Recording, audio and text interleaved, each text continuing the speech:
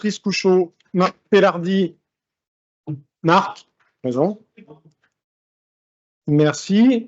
Christiane Brun-Jarry, Roland Bost, Georges Thomas, André Barthélémy, Karine Gandray, Michel Jassler remplacé par Delphine Imbert, Pierre Barthélémy remplacé par Jean-Marc Bessac, Yannick Touran, Christian Cassoulot remplacé par Pierre-François Chaud, Christophe Détrat, Dominique Guillain, Valérie Alvic, François Forcher, Jean-Philippe Montagne, Pascal Roche, Serge Grandjean, Thierry Chavaron, Bernard Tranchant, Bernard, Marie-Gabrielle Pfister, Thierry Missonnier, Patrick Romestin présent, Alain Limousin, Roland Bonnefoy, Thierry Gouby,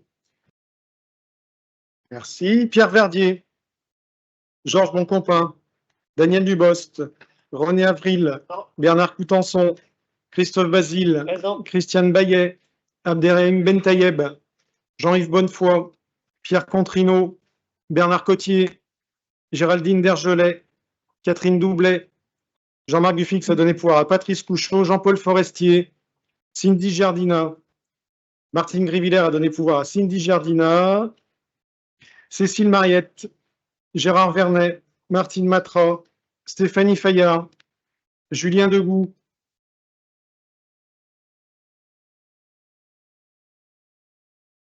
pouvoir. Merci. Gérard Barou, Michel Robin remplacé par Jocelyne Barrier, Pierre Garbil, Monique Ray, Christelle Masson, Stéphanie Bouchard remplacée par Nicolas Roland. Nicolas Roland, absent. Patrick Ledieu, Joël Épinin, Marc Archer, Rachel Meunier-Favier donné pouvoir à Marc Archer, David Sari, Michel Jourjon, David Buisson, Frédéric Millet a donné pouvoir à Frédéric Pugnet, Nicole Giraudon a donné pouvoir à Serge Grandjean, Jean-Luc Daval-Pommier, Évelyne Chouvier, Paul Duchamp, Olivier Joly a donné pouvoir à Alain Laurendon, Jean-Pierre Bras, Jean-Baptiste Chaussy, Béatrice Dauphin, René Françon, Flora Gauthier a donné pouvoir à René Françon, Alain Laurendon,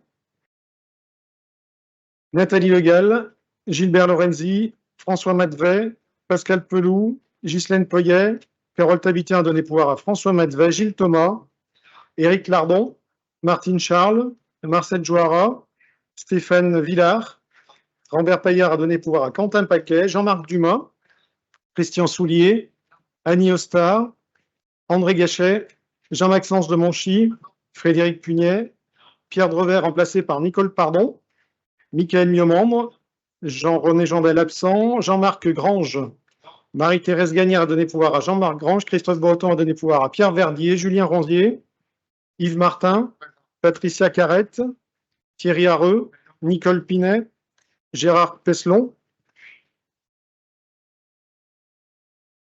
Alexandre Palmier, Yves Duport, Hervé Béal remplacé par Josette Foléa, Jean-Paul Tissot, Hervé Perronnet, Bertrand Daval remplacé par Patrice Potonnier. Merci Patrick. Y a-t-il des questions, des observations sur le procès-verbal du 12 mars 2024? Il n'y en a pas. Je vous propose de l'approuver. Qui est contre? Qui s'abstient? Je vous remercie.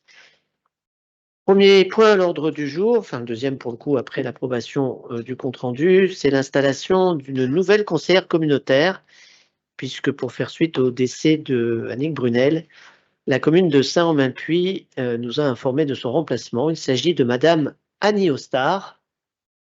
Annie, si tu veux bien te lever, histoire de te présenter peut-être, dire un mot. Ah pardon, oui. Appuie. Voilà, bouge plus. Ouais. Bonsoir à tous. Je suis contente de vous rejoindre dans des conditions qui ne sont pas super pour nous. Mais voilà, l'aglo, je l'ai fait de 2014 à 2017. Et lorsque les autres communes ont rallié l'aglo, on avait 4 postes et il fallait en laisser un. Donc, j'ai laissé ma place. Donc, je reviens. Je suis très heureuse d'être parmi vous. Et je vous souhaite une excellente soirée. Bienvenue. Oui, je crois qu'on peut exceptionnellement.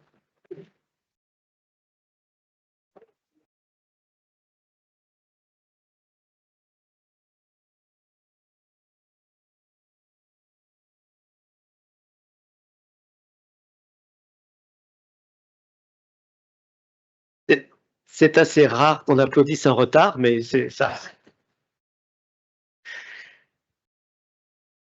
Nous avons ensuite le sujet du rapport d'activité 2023 qui est sur vos tables. Un rapport d'activité assez complet. Pour, vous le savez, hein, c'est une obligation pour les EPCI. Je ne vais pas m'étendre sur ce rapport d'activité. Il est présenté par type, par thématique, par délégation. Et à chaque fois, ce qui a été fait en 2023, les faits marquants et les perspectives pour 2024. Simplement vous dire que vous allez recevoir par lien Internet une vidéo qui vous suffira de présenter à vos conseils municipaux pour ce rapport d'activité, ce qui peut être pratique, mais vous êtes libre ou pas de le faire. Est-ce qu'il y aurait des questions sur ce rapport d'activité? Oui, Roland Bost. Une erreur? Ah.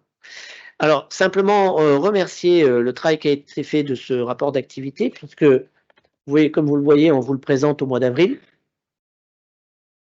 C'est à présenter avant les 30 septembre de l'année en cours. C'est pas qu'on est en avance, c'est pas qu'on est en retard, au contraire, on est plutôt très bien. Mais voilà, on avait sans arrêt fait la demande que ce rapport d'activité soit présenté dans un délai à peu près correct sur l'année en cours, et c'est largement atteint. Donc, merci de cette organisation, chère Madame la Directrice Générale des Services. Ensuite, un point finance et pas des moindres, puisque c'est le vote des taux de fiscalité directe locale. Olivier est excusé pour ce soir et je vais donc me coller à la tâche. En même temps, cette tâche est relativement simple pour ce soir, puisque nous vous proposons de voter des taux qui sont inchangés, que ce soit le taux de CFE, qui reste à 25,80, que ce soit le taux de CFE, taxe d'habitation sur les résidences secondaires, taxe sur le foncier bâti, taxe sur le foncier non bâti. Simplement pour la CFE, quand on a une possibilité d'avoir une réserve de taux qui se capitalise pour atteindre 0,21%. Mais comme je vous le dis, ils ne sont pas appliqués. C'est une réserve de taux qui nous permettra d'augmenter de ce niveau-là quand on décidera d'augmenter. Si on décide d'augmenter. Est-ce qu'il y aurait des questions, des observations sur ce maintien des taux de fiscalité? Il n'y en a pas. Qui est contre? Qui s'abstient? Je vous remercie d'avoir voté à l'unanimité la non-augmentation des taux. Et on poursuit avec la commande publique et Yves Martin. Bonsoir à toutes et tous. Plusieurs marchés ce soir. Le premier, marché d'acquisition de véhicules et d'engins pour le service eau potable de Loire-Forêt Agglomération.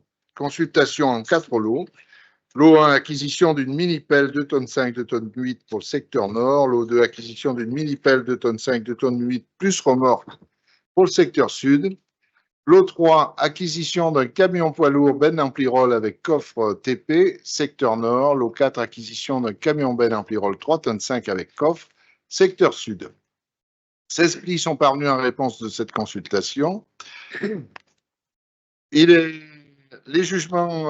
critères de jugement des offres, prix 40%, valeur technique 40% et incidence énergétique et environnementale 20%.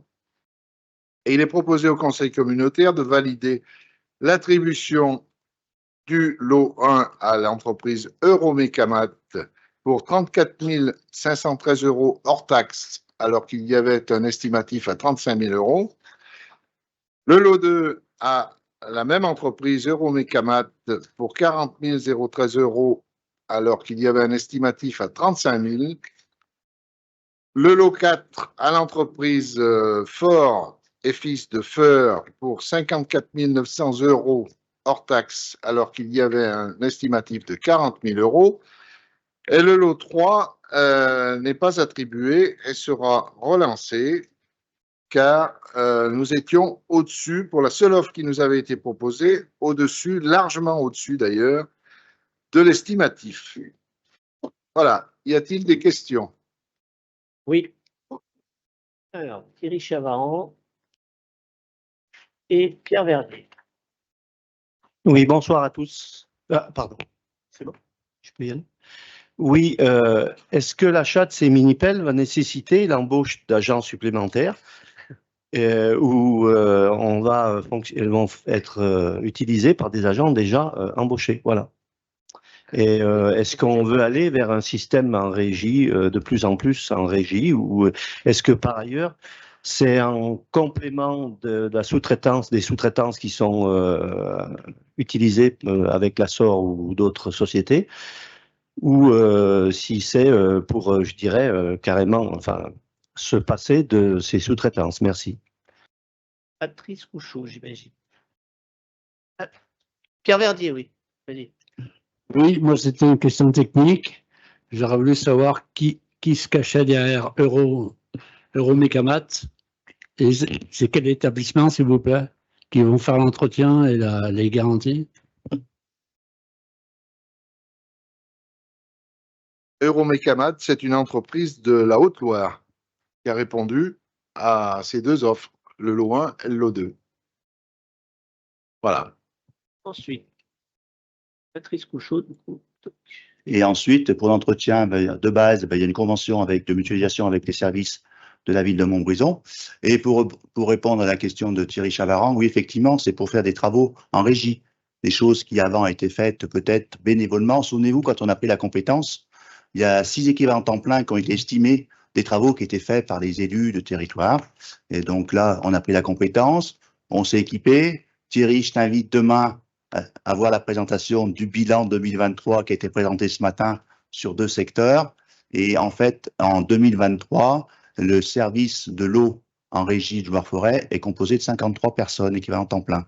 Donc, c'est aussi se donner les moyens de pouvoir agir plus rapidement. C'est pas une concurrence, mais c'est aussi pour traiter en régie, quand on a des interventions qu'on peut faire en interne qui ne demandent pas forcément de matériel très technique. C'est aussi une montée en puissance du service régie. Voilà. Est-ce que j'ai répondu à ta question ou pas? Attends. C'est bon? Oui, simplement, tu dis que c'est pour remplacer le travail qui était effectué par les élus. Je ne crois pas qu'il y a beaucoup d'élus qui servaient de mini-pelle quand même, il ne faut pas pousser. Non, mais ce que je veux dire par là, c'est qu'il a été estimé, quand on a pris la compétence, de 6 équivalents temps plein. Si dans les premières réunions, il me semble quand même que c'était le maire qui allait avec son tracteur, des fois, réparer une casse sur sa commune. Voilà. Mais bon, c'est aussi pour conforter, c'est faire des... Il m'écoute pas.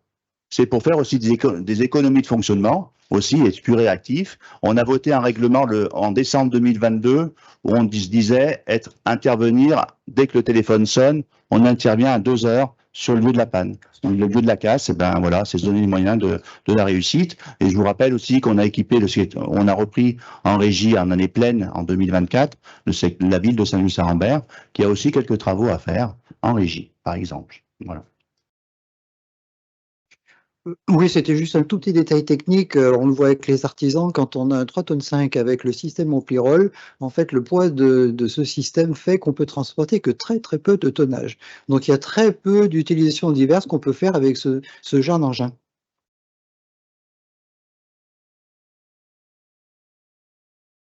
Merci pour cette précision, Bernard. C'est vrai que ça doit laisser, non, mais ça doit laisser à peu près 500 kilos et je suis pas sûr que ça les laisse de charge utile sur le véhicule. Tu as parfaitement raison. S'il n'y a pas d'autres questions, nous pouvons passer au vote. Qui est contre? Qui s'abstient? Je vous remercie pour l'unanimité. Marché suivant, c'est le marché de fourniture de composteurs individuels et collectifs, matériel d'aération, prestations de stockage et de distribution.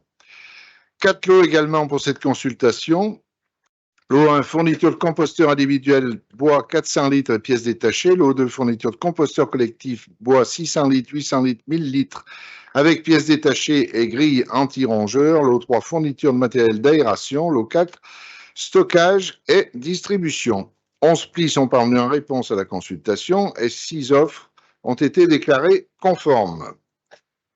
Les critères de jugement sont le prix 60%, la valeur technique 30% et environnement 10% pour le lot 1, le prix 40%, la valeur technique 40% et l'environnement 20% pour le lot 2, le prix 60% et la valeur technique 40% pour le lot 3 et le prix 50%, valeur technique 40% et environnement 10% pour le lot 4. Il est proposé au conseil communautaire d'attribuer le lot 1 à la société Emeraude dans les Côtes d'Armor et le lot 2 aux ateliers d'Ondaine à Dardilly dans le Rhône.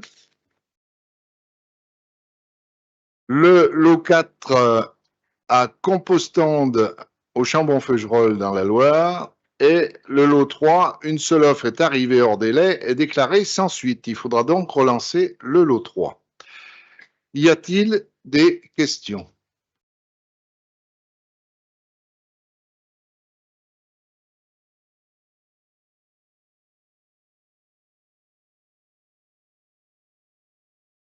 C'est bon? Ouais. Oui, juste une petite question. Il y a une amplitude importante sur ces marchés. Est-ce qu'on peut savoir à peu près aujourd'hui quelle est la vision du nombre de composteurs qui serait envisagé? Parce qu'entre 190 000 et 900 000 en individuel, ça fait un nombre certainement très important, un écart très important. Est-ce qu'on a une étude préalable? Est-ce qu'on peut se fier sur un chiffre? Alors, d'après l'oreillette que j'entends, 4000 par an. Mais je pense que c'est une estimation globale parce que c'est vrai qu'il va falloir peut-être s'adapter à l'utilisation dans le nouveau système de traitement des déchets. Sans aucun doute, d'ailleurs. Mais si je peux me permettre de reprendre la parole, il me semble que sur ces questions-là, on manque encore de communication dans les communes. Et on a besoin d'aller beaucoup plus en direction des usagers parce que sans communication, on va avoir des difficultés, hein. Et il me semble que là-dessus, on devrait faire un effort sur la communication au niveau de Loire-Forêt, bien évidemment, mais aussi au niveau des communes.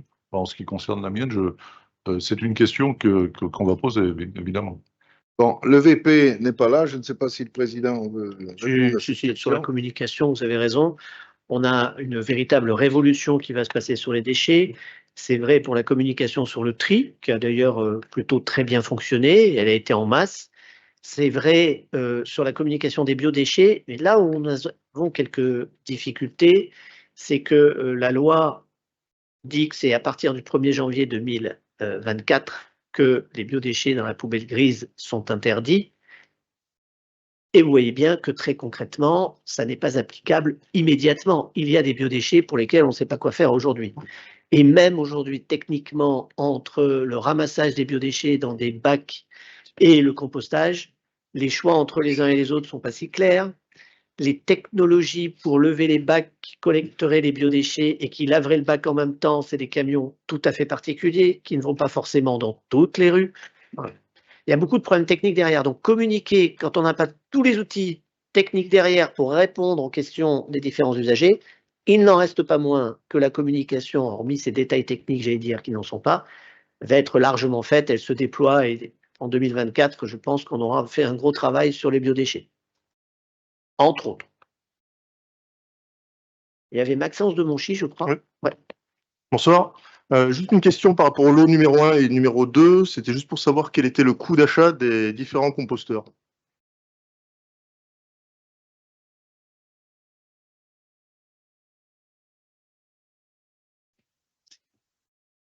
Alors, il recherche le DQE. On aura la réponse dans quelques temps.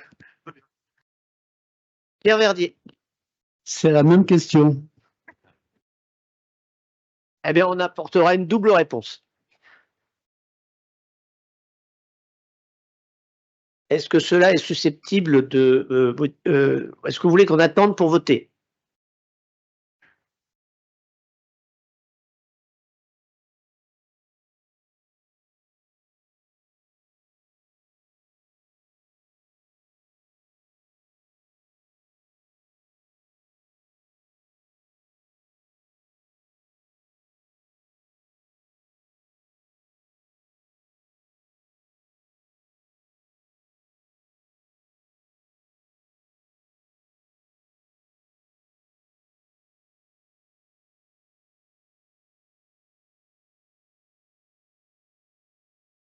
Bien. Ici, on n'a pas accès à votre truc, donc il y a un agent qui va partir en bas. Ce que je vous propose malgré tout, c'est de passer au vote.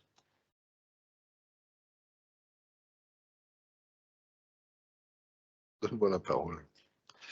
Bien, alors nous allons quand même passer au vote. Qui est contre? Qui s'abstient? Je vous remercie pour cette unanimité. Marché suivant, c'est le marché de location et maintenance et gestion de périphériques d'impression. Ce sont les photocopieurs. C'est une appellation un peu pompeuse, mais voilà ce que ça concerne. Il s'agit d'un groupement de commandes entre Loire-Forêt Agglomération, l'Office de tourisme Loire-Forêt et les communes suivantes, Bar, Essertine-en-Châtelneuf, Magny-Autrive, Montbrison, Savigneux et Husson en forêt. 4 réponses nous sont parvenues pour ce marché.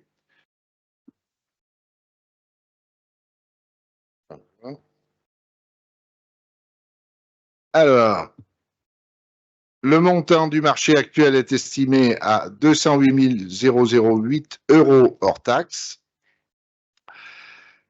Là, sur la base des prix actuels, puisque le titulaire actuel du marché était la société Toshiba, et il est proposé au conseil communautaire d'attribuer le marché à la société Sharp Business System France à Villepinte dans le Val d'Oise pour un montant minimum de 180 000 € hors taxe et un montant maximum de 292 000 € hors taxe, avec les critères suivants de jugement des offres: prix 40%, valeur technique 35%, maintenance 20% et développement durable 5%. Y a-t-il des questions?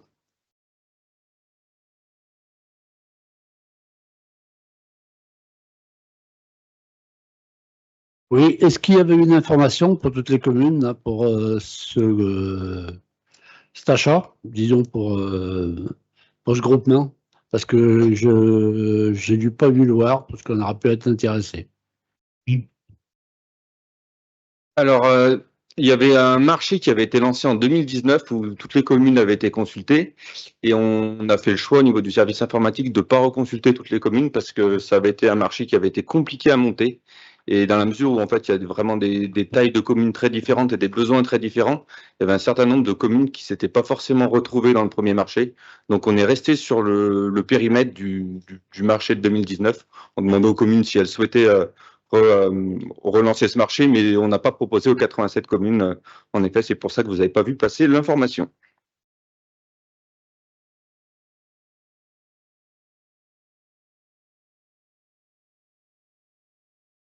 Bien, s'il n'y a pas d'autres questions, nous passons au vote. Qui est contre? Qui s'abstient? Une abstention. Je vous remercie. Marché suivant, c'est le marché de services pour la création de l'ORE sur la commune de Servières.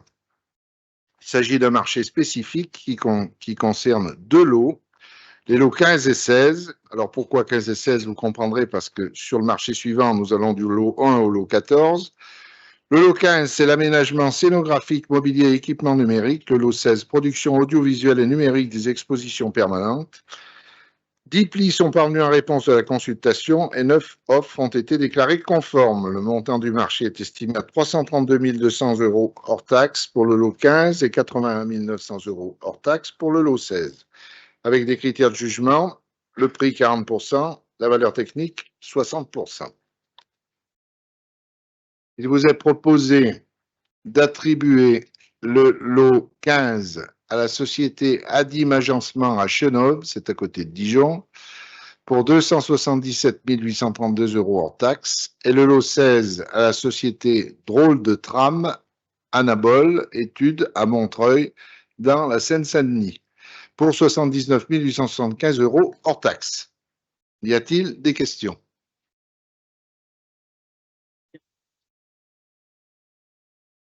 Comment ça se fait que ces 2 lots ont été détachés?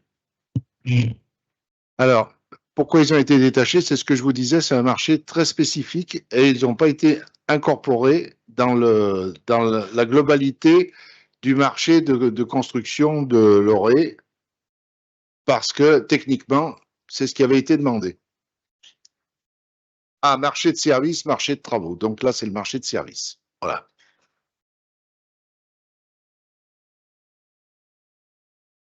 pouvons passer au vote. Qui est contre? Qui s'abstient? 2 abstentions. 3, pardon, je n'ai pas vu. Vous pouvez relever la main parce que j'en ai vu que 2. Ah non, mais il y en a 3. Oui, exact. Merci.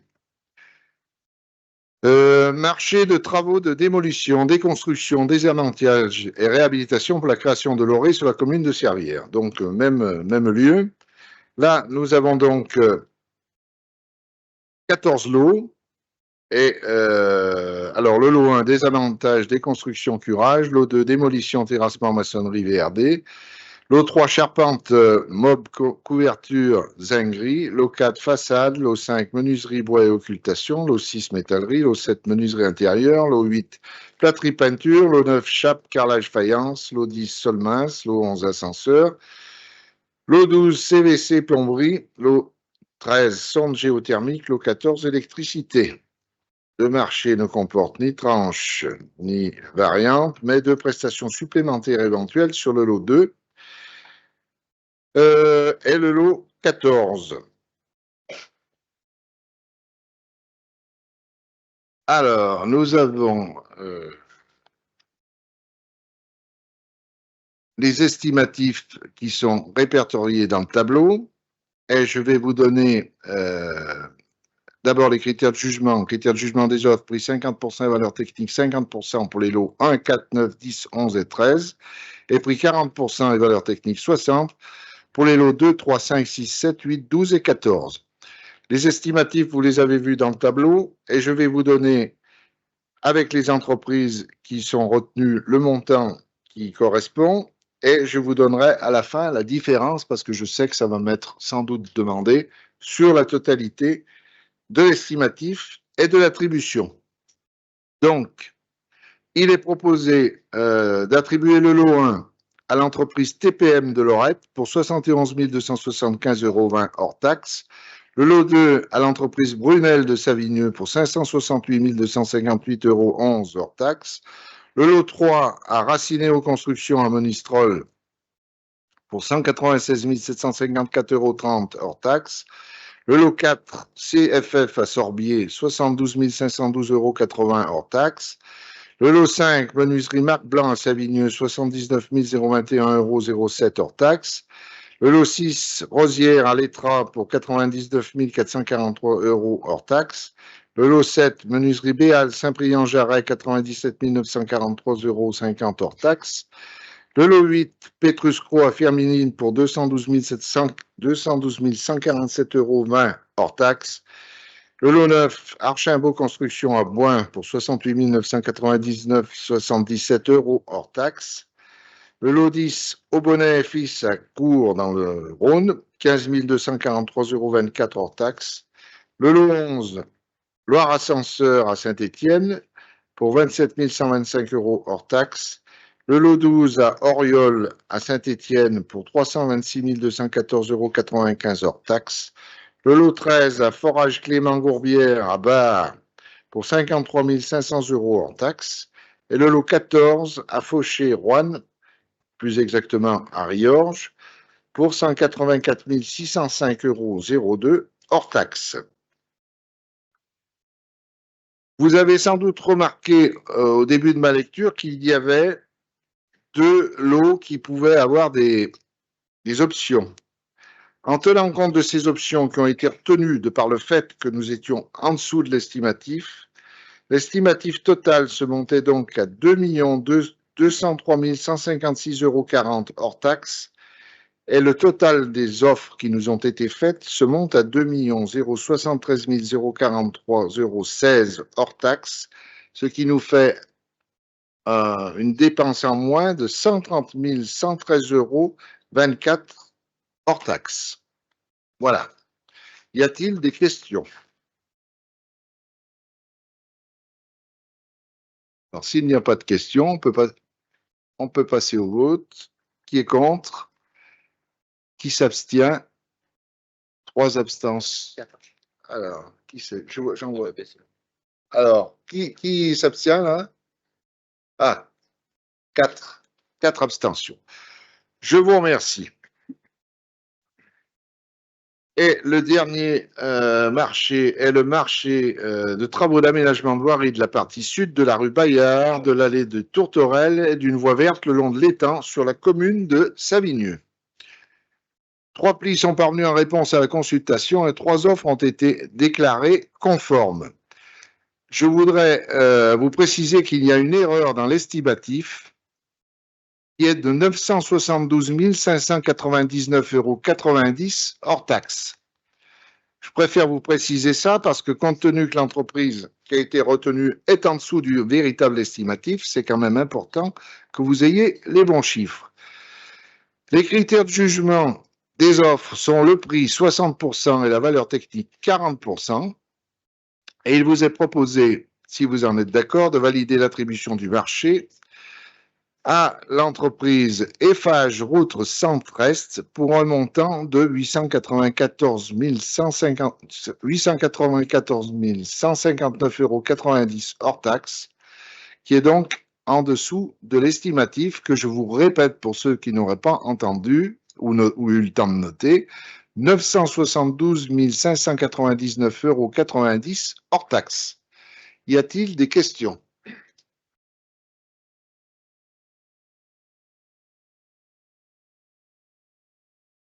Eh bien, nous passons au vote. Qui est contre? Qui s'abstient? Une abstention. Je vous remercie.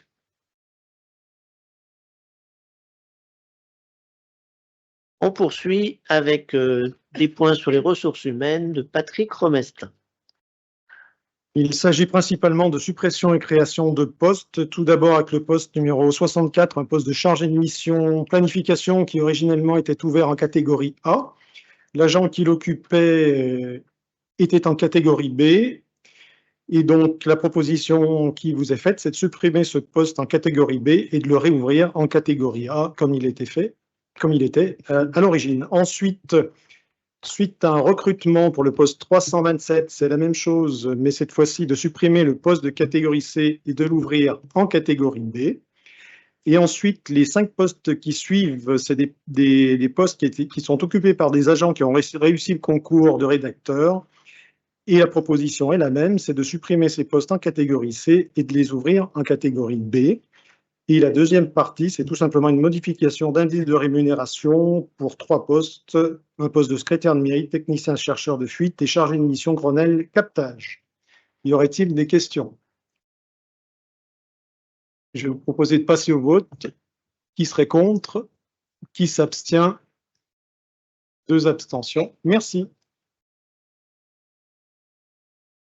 On poursuit avec des sujets culture présentés par Evelyne Chouvier. Il y a quelqu'un qui a appuyé sur un micro tout en haut, numéro 49, d'ailleurs un micro allumé quelque part.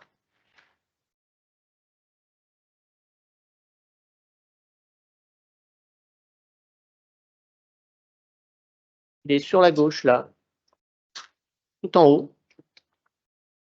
Derrière vous, non? Bon, c'est pas grave. Ah non, non, non, non. Non, à mon avis.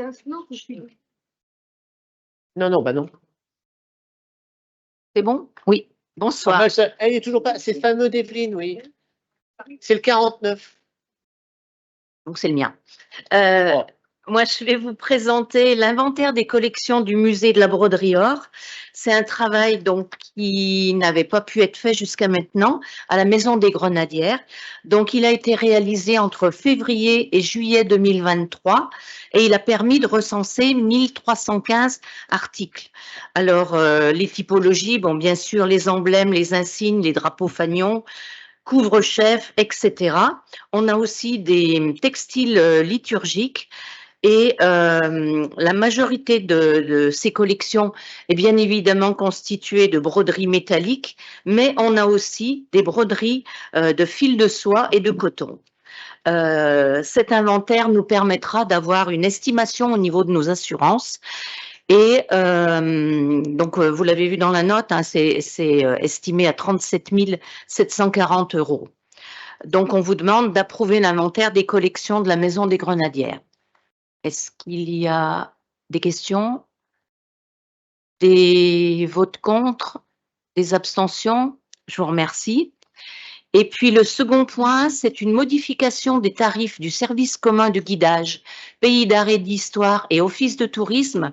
Alors simplement pour vous dire que les visites guidées du pays d'arrêt d'histoire étaient assujetties à la TVA et donc il est nécessaire de modifier la grille tarifaire actuelle pour se mettre en conformité avec l'office de tourisme. Y a-t-il des questions? Des votes contre? Des abstentions? Je vous remercie.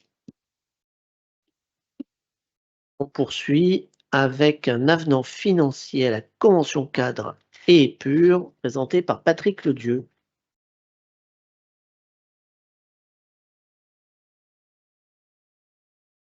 Pas de voix? Si. Merci, Président. Chers collègues, mesdames, messieurs, bonsoir. Je vais vous surprendre, je ne vais pas vous parler de PLU ce soir, mais d'un accord cadre avec l'agence d'urbanisme Épure. Comme vous le savez, Loire-Forêt Agglomération adhère à Épure, agence d'urbanisme de la région stéphanoise, et bénéficie de ses services d'ingénierie mutualisés pour ses politiques d'aménagement et de développement. L'ensemble des missions d'Épure s'inscrit dans un programme partenarial mutualisé. Ce programme partenarial s'articule autour de deux types de missions, les missions du socle partenarial et les missions transversales d'ingénierie et d'expertise thématique en accompagnement de ses partenaires. Au niveau du financement, cela se traduit par la cotisation à l'agence en 2023. La cotisation à l'agence en 2023 se décompose de la manière suivante. La cotisation statutaire fixée chaque année par les instances de l'agence d'urbanisme. Conformément à la charte partenariale, cette cotisation est reconduite en 2024 au même niveau que celle de 2022. Elle s'élève donc à 1,50 € par habitant, soit 178 041. La subvention complémentaire pour des actions complémentaires demandées par les membres, inscrites au programme partenarial en 2024, s'élève à 305 526. L'intérêt de Loire-Forêt Agglomération au programme partenarial d'Épure 2024 se traduit donc par un montant de 483 567 €. Sur diverses missions, le diagnostic partagé du PLUI de LFA 87, la thématique de l'habitat, les thématiques de déplacement, thématique du foncier. Il est donc proposé au Conseil communautaire de bien vouloir approuver l'avenant annuel à la convention cadre passée avec l'agence d'urbanisme et d'approuver le montant de la participation complémentaire de 305 526 € à verser à l'agence d'urbanisme Épure au regard du programme partenarial 2024 en application de cet avenant et autoriser bien sûr le président à signer ce dernier. Mais avant cela, y a-t-il des questions? On peut passer au vote. Qui est contre? Qui s'abstient? Merci. 2 abstentions. Merci Patrick. On poursuit avec des sujets concernant l'assainissement. Thierry Hareux. Merci Président. Bonsoir à tous. Donc, comme on l'avait déjà évoqué, on a voulu harmoniser à l'échelle de notre territoire le zonage d'assainissement et d'eau pluviale. Donc, en juillet 2023, on a autorisé une enquête publique à se dérouler sur notre territoire pour ces deux zonages et sur les 42 communes de Loire-Forêt. L'enquête publique s'est déroulée sur 32 jours consécutifs du 6 novembre 2023 au 7 décembre 2023. On a fait aussi des lieux de permanence. On a mis à disposition des communes, des 42 communes, des supports numériques. Et tout ça pour déboucher en janvier 2024, le 22 janvier 2024, la commissaire enquêtrice a émis un avis favorable au projet de zonage des eaux usées et des eaux pluviales sur nos 42 communes du territoire de Loire-Forêt Agglomération. Elle a aussi fait 4 recommandations sur le thème de l'extension du zonage d'eau usée en assainissement collectif, sur le thème du développement de l'information et des actions de communication, sur le thème de la lisibilité et de la compréhension par le public des annexes cartographiques, et sur le thème de la localisation des secteurs de retrait et de gonflement des argiles. Donc, ce qu'on vous demande ce soir, c'est de voter et d'approuver sur tout le zonage d'assainissement et d'eau pluviale sur les 42 communes du territoire. Est-ce qu'il y a des questions?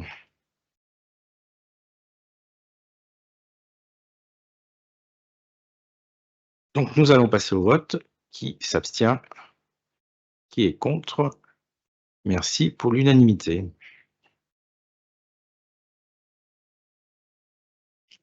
Merci Thierry. On poursuit avec un sujet commun avec Forest qui va être présenté par Marc Archer sur une entente.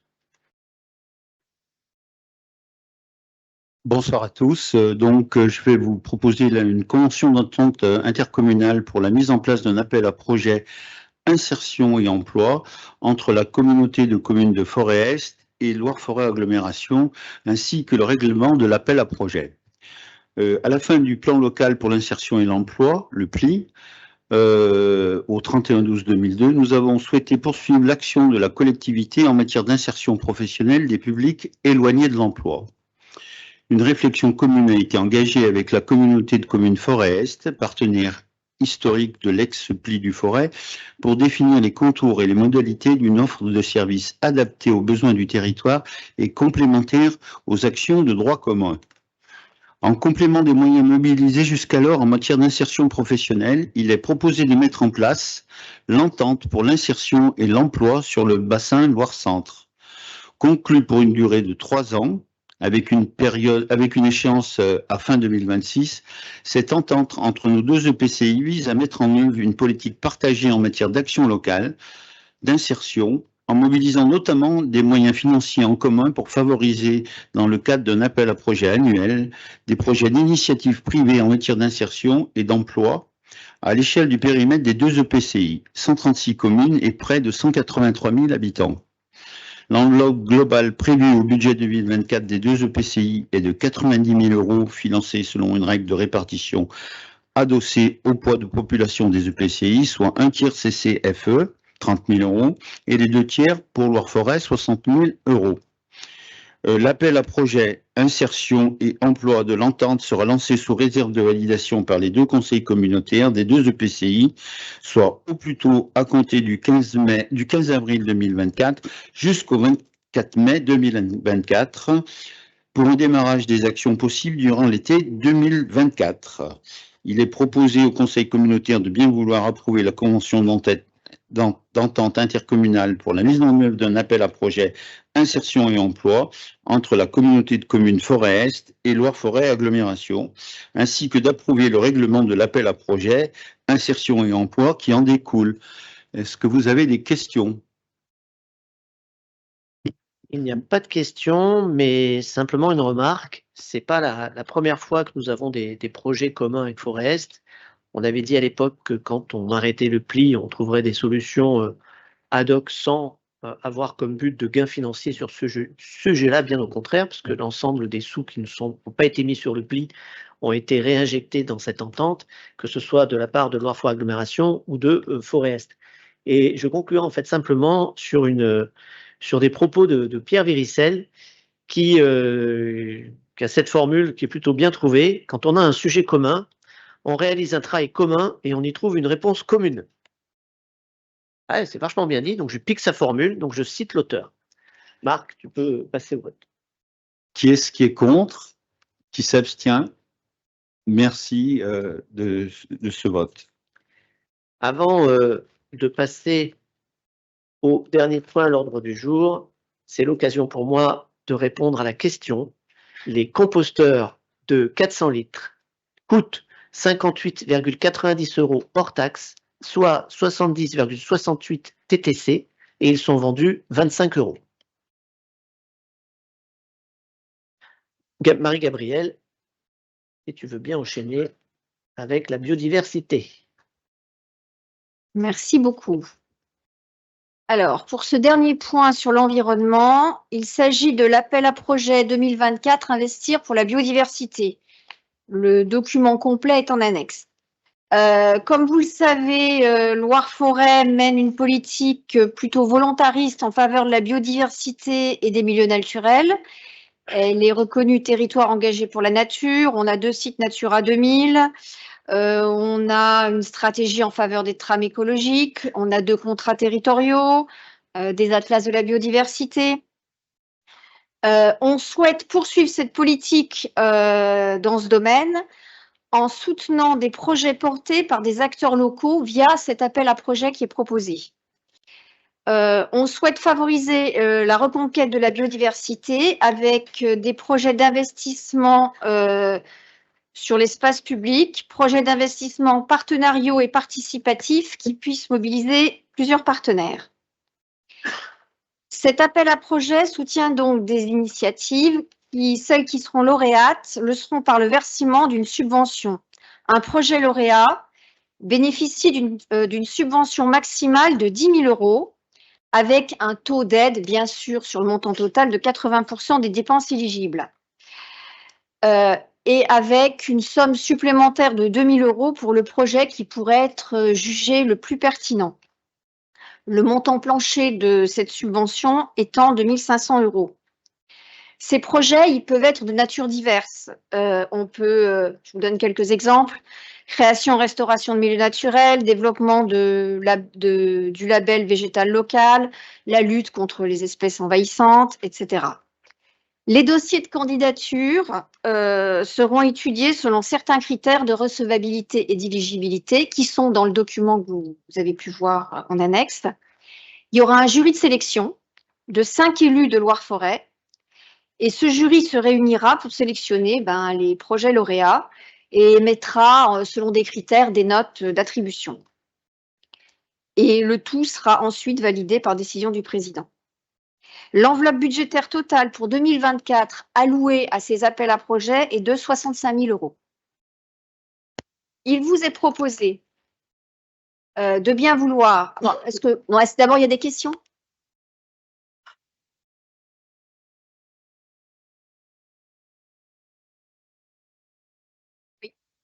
Oui, moi, alors bon, tout d'abord, je dois dire que je suis tout à fait d'accord sur le fond du projet, et c'est une bonne chose de continuer et d'inciter, y compris les associations, à s'investir dans la protection de la biodiversité.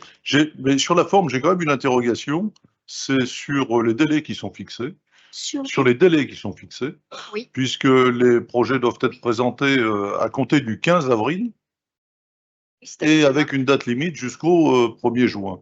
Ce qui me paraît très court, hormis peut-être pour des associations très structurées, mais pour poser un dossier, pour le mettre sur papier, l'argumenter, il me semble qu'on devrait pouvoir laisser un peu plus de temps. C'est qu'il y a déjà des propositions, on a déjà fait patienter des structures. Alors, j'ai bien compris, sauf que c'est toujours un peu délicat quand on dit on a déjà des projets en tête alors qu'on n'a pas présenté encore le sujet à l'Assemblée délibérative, quoi. Ça pose quand même un certain problème, parce qu'il y a des associations qui ne sont pas au courant de ce qui va être décidé ce soir et qui seront informées qu'à l'issue de ce conseil. Et ces associations-là, elles ne seront pas sur le même pied d'égalité que celles qui auraient déjà été contactées par qui, je ne sais pas, mais qui auraient déjà été informées d'un éventuel projet de subvention qui serait donné pour tel ou tel projet. Là, il me semble qu'au nom de l'équité des associations, on se doit tout au moins de donner la même chance à tout à chacun. Et c'est vrai qu'il existe un certain nombre d'associations, certaines très bien organisées, qui n'auront aucun mal à répondre dans les temps voulus, d'autres qui ont un peu moins de moyens, et il me semble qu'elles ont tout intérêt aussi à être inscrites dans ce schéma-là et dans cette procédure. Déjà, entre aujourd'hui et le 1er juin, il y a 2 mois et demi quand même pour répondre. Mais enfin, et ensuite, il y aura d'autres, c'est le lancement d'un appel à projet et il y aura d'autres jurys les prochaines fois. Ceux qui n'auront pas qui n'auront pas été prêts cette fois-ci le seront pour le jury suivant.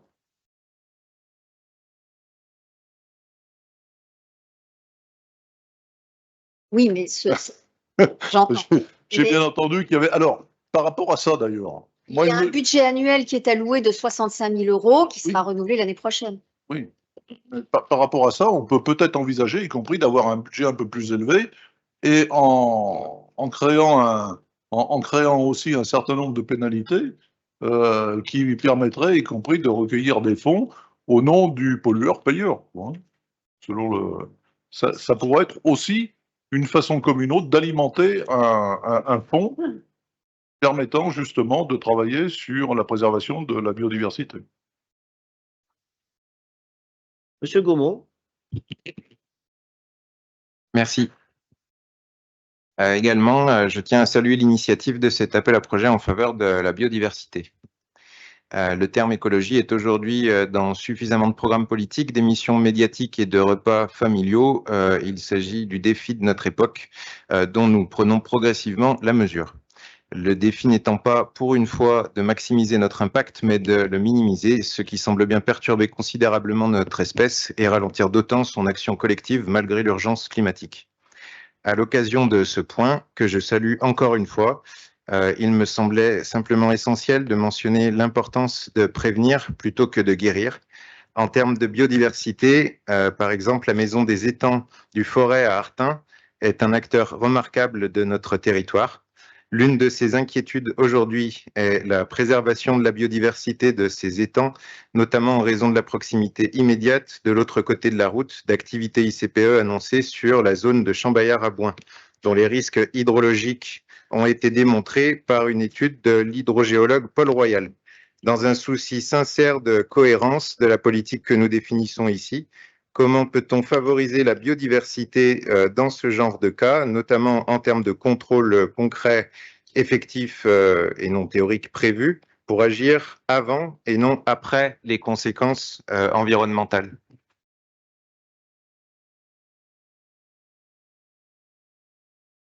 Merci, Monsieur Gaumont, de votre intervention. Je voudrais revenir sur les propos de Monsieur Bras, qui méritent d'exister. Moi, je voudrais me réjouir qu'il y ait un tel appel à projet et qui met justement tout le monde à équité.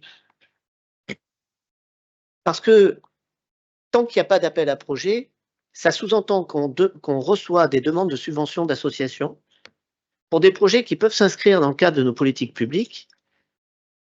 Et alors, on fait quoi? On les aide sur quels critères? On leur donne des sous de quelle façon? Et ce sont effectivement les fameuses associations qui poussent la porte aujourd'hui pour avoir des aides. Donc, j'allais dire, plutôt que de ne pas répondre, plutôt que de répondre de façon différenciée sans avoir de critères, on décide de lancer un appel à projet qui certes a un délai et des dates qui font que, je pense quand même que pour beaucoup d'associations qui agissent sur la biodiversité, elles ont des projets dans les cartons. Elles ont toutes des projets dans les cartons. Il n'est pas formalisé, mais pour le coup, on laisse 2 mois pour le formaliser. Et effectivement, c'est un appel à projet annuel.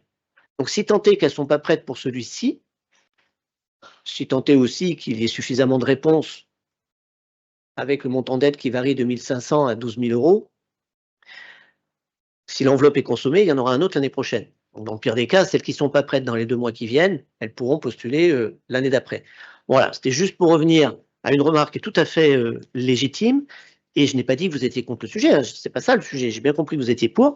Mais voilà, il me semble que de repartir d'où on part nous sur ce sujet, je pense que c'est plutôt un appel à projet satisfaisant. Voilà ce que je voulais compléter sur les questions. Bernard Coutançon. Oui, on peut être que très content par rapport à cette initiative. Moi, je mets simplement un petit bémol, une mise en garde, parce que là, les objectifs sont quand même assez larges. Bon, on les comprend très bien. Mais par contre, quand il va falloir juger, il va falloir quand même se poser sur des critères un petit peu plus précis, parce qu'on a tous été dans des jurys, et on sait qu'après, ressort énormément des critères subjectifs. Donc, il faudra quand même repréciser et donner un petit peu aussi la grille de jugement à ceux qui vont postuler, pour qu'ils sachent un tout petit peu ce qui est attendu dans cette action. Ok, pris, bien pris. D'autres remarques? Simone Christophe. Moi, je voudrais renchérir sur ce que vient de dire le maire de Montarché. C'est cette notion de critères, elle permet, parce que tout le monde n'est pas à l'aise dans les associations avec le montage de projet. Et cette notion de critères, si elle est connue, elle structure le montage de projet. Donc, c'est plutôt une aide. Alors, il peut y avoir quelques critères qui sont des lignes directrices. Après, on n'est pas obligé de donner des critères tout très fins. Mais c'est un peu ce que l'on a dans la plupart des appels à projets d'envergure. Et je trouve que c'est bien parce que ça permet à chacun de structurer son projet. Et après, pour le jury qui décide, c'est beaucoup plus facile de travailler à partir de projets structurés que d'à partir d'idées génériques. Voilà, ça, je trouve que c'est une bonne idée. Les critères seront transmis. Ensuite, Marie-Gabrielle.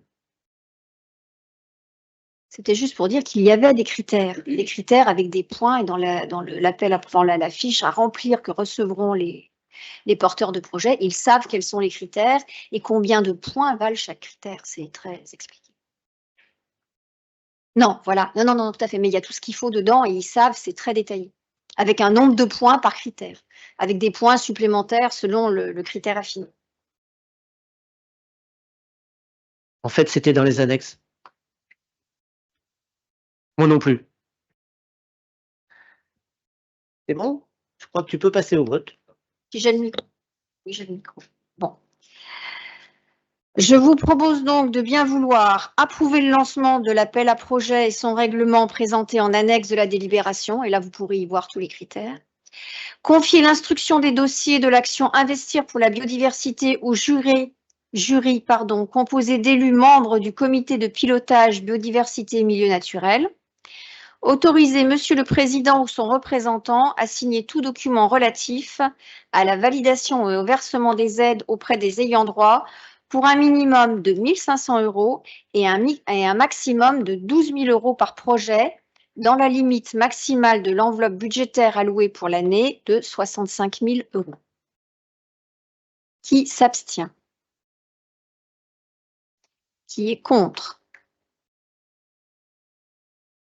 Je vous remercie.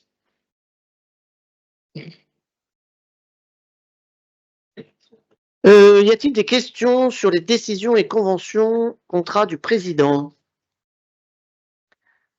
S'il y en a pas, simplement vous dire que le prochain conseil communautaire est le 14 mai 2024 et que les prochaines conférences des maires sont le 16 avril et 30 avril 2024.